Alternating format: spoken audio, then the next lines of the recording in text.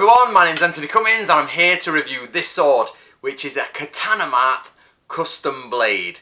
And there we are. I will put a code on the screen right now so that you can get a discount on these. But what I want to do is talk to you about samurai swords and basically their usefulness on the battlefield. Right guys, I know lots of people do reviews and it's like, wow, look at this sword, look at that sword, look at this line, look at that line, look at that shape. That's not what I wanted to do for Katana Mart. I wanted to match the way that ancient documents talk about swords versus the actual sword. So instead of going into the details of it, I just thought, let's hit things as hard as I possibly can. So what I did was destroy my front room. I smashed this thing into a computer multiple times, so probably about 30 to 40 hits into a laptop computer. Here it is.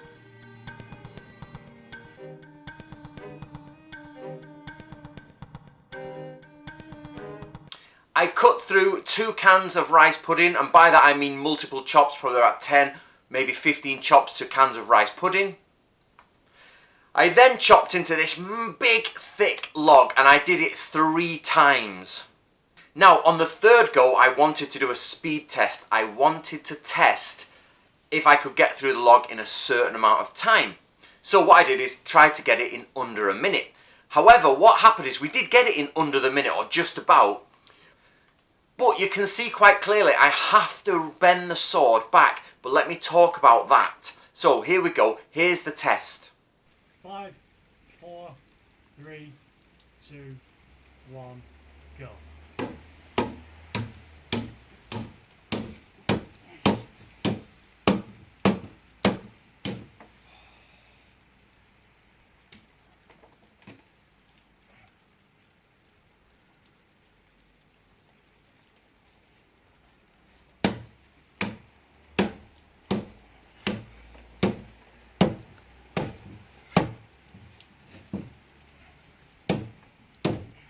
Seconds.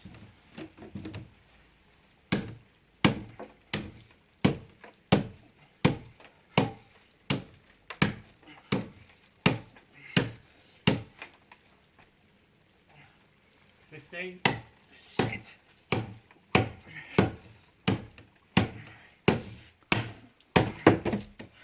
So what we've got here, everyone, is the blade is clearly bent there. Now what happened was when I hit lower down here, it's obviously not as good. The actual point that the scrolls tell us is to hit here. But occasionally you're missing hit here, and that seems to be where it's bending. When I was hitting there, there's less bends going on. But as you can see, it's warped pretty well. But as we know, the scrolls tell us, you hammer it back in place.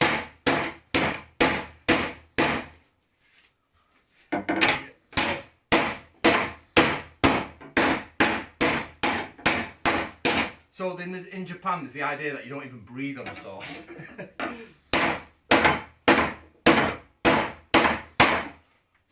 Where are we getting there?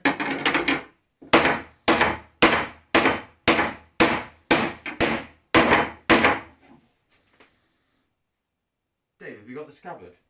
I have.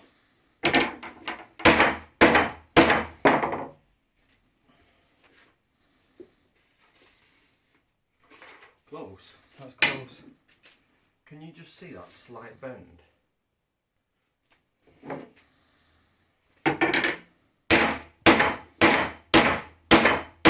So this is apparently, I'm not up on the metallurgy of it, but apparently this is hand forged. I don't know what it actually means in its how close to original it is.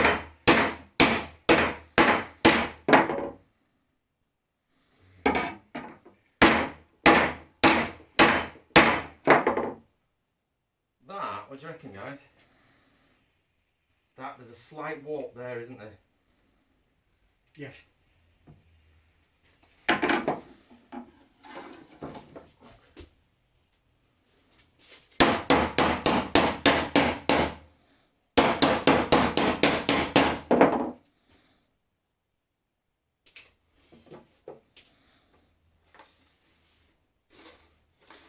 There you go.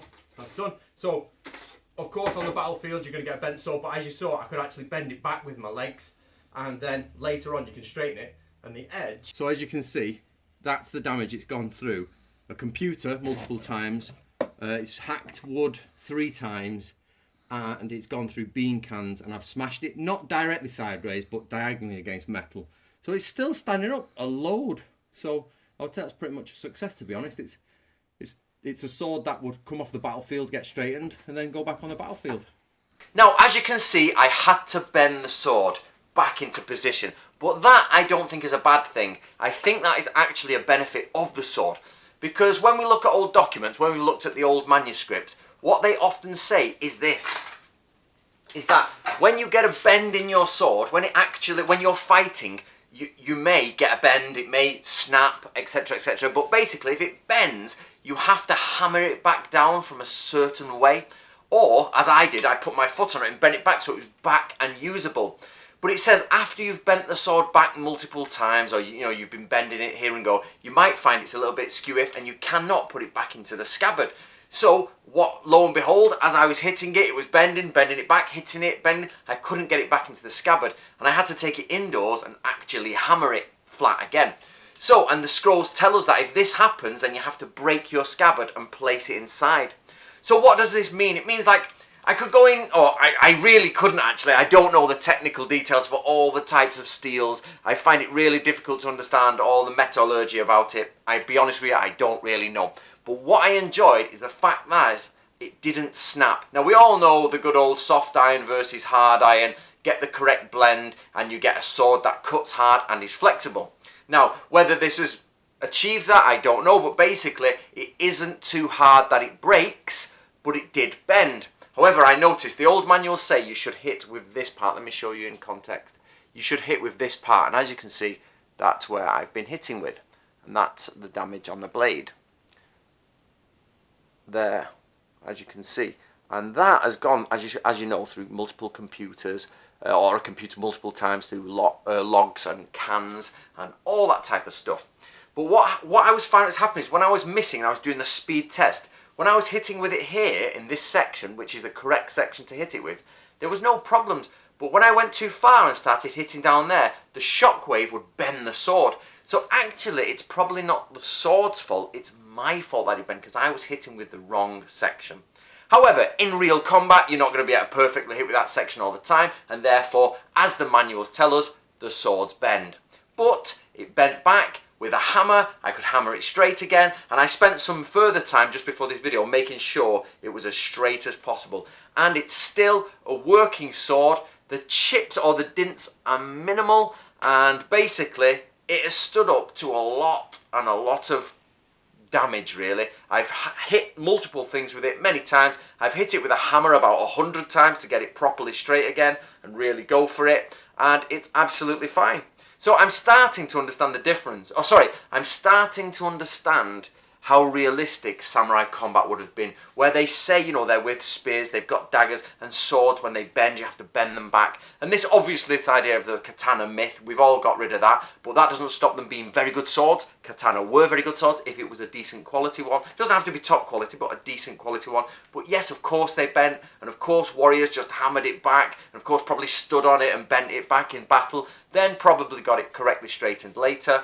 And yes, the edges do withstand a certain amount of damage against things. And remember, you're not meant to be hitting steel with it, even though obviously you'd have to in battle at some times. You're meant to be hitting flesh and bone with it. So, above all, Katana Mat, superb sword. This is an excellent sword. I am well impressed with it. I was a bit dubious at first because I don't know much about swords, and they always give you, it's this. Metal, it's this, it's that, but it's hand forged this, and of course, as a customer, you say, okay, let's believe that, and let's go with it. But that stood the test of getting battered and battered and battered, and it's still a perfectly good working sword. It's straight again, and it's got a couple of chips in it. And through the test, it actually matches the original scrolls. So how perfect is that? So if you want to get a sword like this, get cutting with it, then see Katana Mat, the links are below. Use the code, guys, to make sure you can get some discounts there, and enjoy it, and enjoy your swordsmanship.